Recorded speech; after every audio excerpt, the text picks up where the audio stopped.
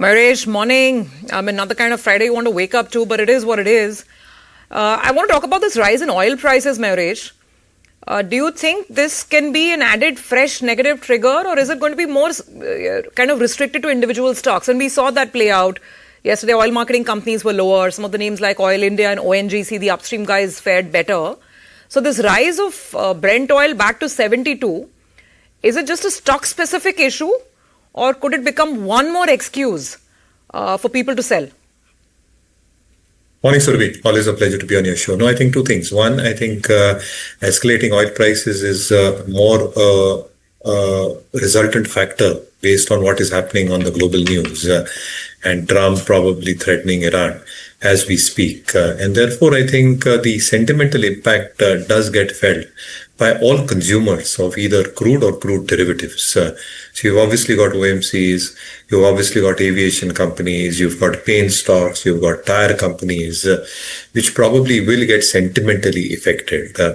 However, I think if something on the global macro or the global political front has to play out and crude moves even further as we speak, then probably it becomes a structural issue. But till that point of time, I think the inventory levels for most companies within the sectors are taken care of. So unless it is a elongated issue, I don't foresee that earnings might get hit for all these companies who get affected by crude and crude derivatives as an input. Structurally, I think if something goes wrong over a longer period of time, that is when the hit will start coming. News on the income tax refund aside, what have you made of the earnings performance for federal and some of the tier 2 names? And what would the advice be on tier 2 banks? So, Surabhi, I think decent performance by tier 2 banks, whether you're talking about private or public, both. And I think the expectation in terms of core parameters, like the NII growth was pretty decent. The outlook was pretty well laid out. Asset quality pressures largely have not accentuated on the balance sheets. In fact, on a quarter-on-quarter basis for a few of the banks, it has marginally come down as well. The NIM compression largely seems to be behind us as we speak, and so is the CASA deterioration. Capital adequacy looks well placed, specifically tier 1 ratios. And therefore, sum of parts, if you probably look at all these parameters put together, I think the mid-tier names, both on the private and the public side, have given a very decent show. To name a few, I think Karur Vysya, you just mentioned, had a very decent show in our opinion. Federal Bank within the private banks had a decent show in our opinion as well. And within the mid-cap PSU banks, I think large part of that universe actually performed very, very well, whether it's a Union Bank or a Bank of Maharashtra, which came out with stellar set of numbers.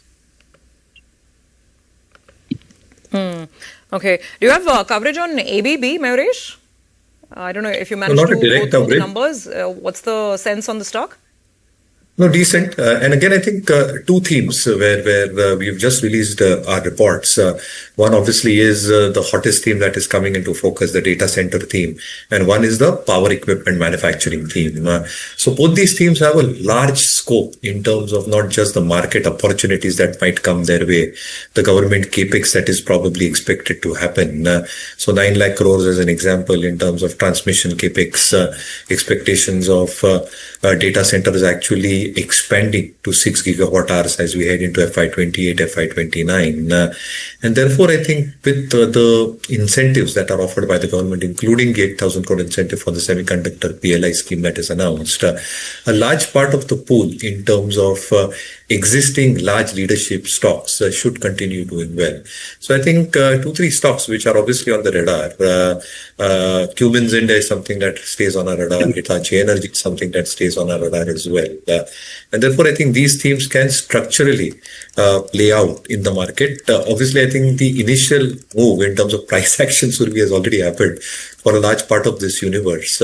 But our opinion is that with all these elements acting as macro and micro enablers, these themes and a few key leadership stocks within these spaces over a longer period of time should continue. Is actually flat for the week because a lot of the fall actually happened last week, right? That's when the carnage was playing out. I'm checking TCS as well.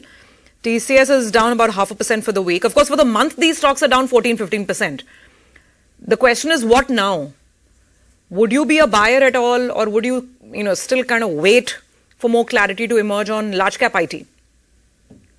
We'll still wait, Surbhi. I think there are two reasons for this. One, I think with the disruptions that AI has created and the new launches globally, what has really transpired is that the entire business model is something that a lot of analysts are reviewing, as well as the management of all the IT companies as well.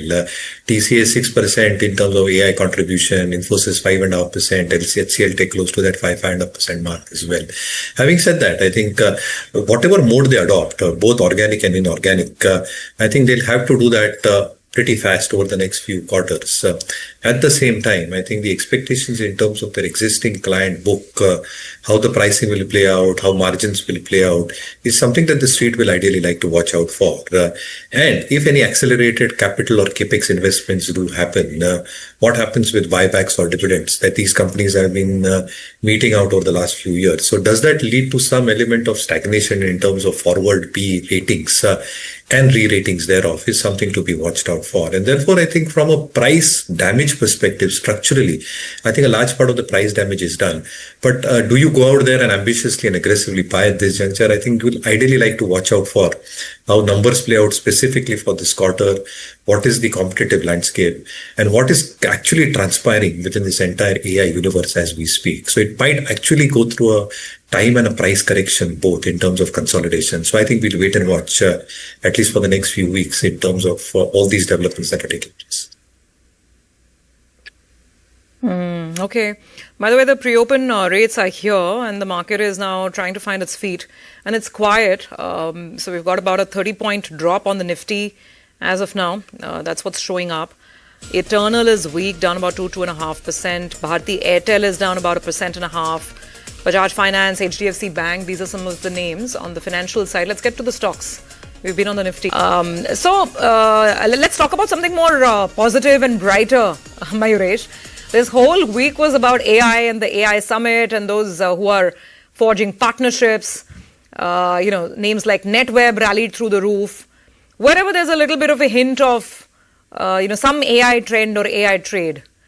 Do you have any AI stocks in mind or any so-called data center stocks in mind? We don't have any pure play.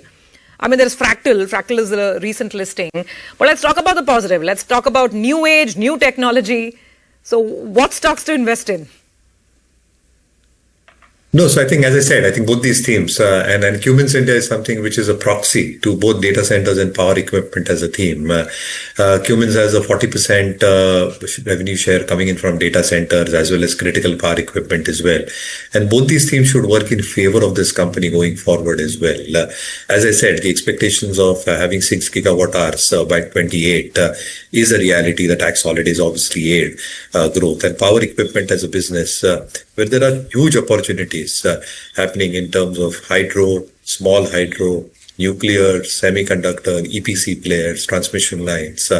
I think that is where I think the crux of the matter will be. And therefore, I think one of our top ideas might be Cummins India. One more stock that we'll keep on our radar is Neyveli Lignite. Our take is that not just the core power generating business from thermal, but renewables will also take a large share. In terms of the rare earth theme that has also got mentioned in the budget and the corridors expected to come through, they've done a huge investment of almost 15,000 odd crore in terms of a huge deposit in Northeast, which would incrementally start contributing in terms of their overall numbers as extraction starts happening over the next few quarters. And the management probably believes that they can probably hit that 45% EBITDA mark by FY 27-28 and 50% by FY 30. So I think a couple of stocks in focus on that front. To cheer something up, Surbhi, I think I was at a conference a couple of days back, and a lot of mid-sized companies had come to that conference across sectors. And therefore, our opinion is that second half should be very, very positive for the Indian. So, Mayuresh, leave us, that sounds nice. Now it feels like a Friday. Optimism, right? So leave us with you named a couple of names. You named Cummins. So leave us with that compounding idea. That's what our viewers were asking, right? That forget the near term. Just give us some, medium term wealth creation ideas. So Cummins would be one. What else? So keep a watch for Neyveli Lignite. Our take is that this company is poised for reasonable and robust earnings growth, both in terms of top line, in terms of margin expansion, as I just mentioned, and correspondingly bottom line growth with strong free cash flows. And therefore, I think Neyveli lignite might be one idea which might probably play out over the next few years very, very positively, assuming all these themes expected to play out. You can't leave the financials behind, Surbi, and therefore I think among the larger banks, obviously ICICI Bank is something to be kept on the radar. IDFC first. The bank is consolidating as we speak, but our expectations is that both the retail component and expectations in terms of how the book is expected to play out, along with the valuations as a risk reward and the rating rankings that we probably see, seems to be a good plausible idea. So I think financials, manufacturing, capital goods, power, I think these seem to be the themes and a few ideas within that. Okay. All right, Mayuresh, thank you very much for joining us and giving us some inspiration and some ideas as well in an otherwise lackluster Friday morning. Thanks for being with us. Have a great day. Have a good weekend. And we look forward to connecting again soon. Thank you. Thank you.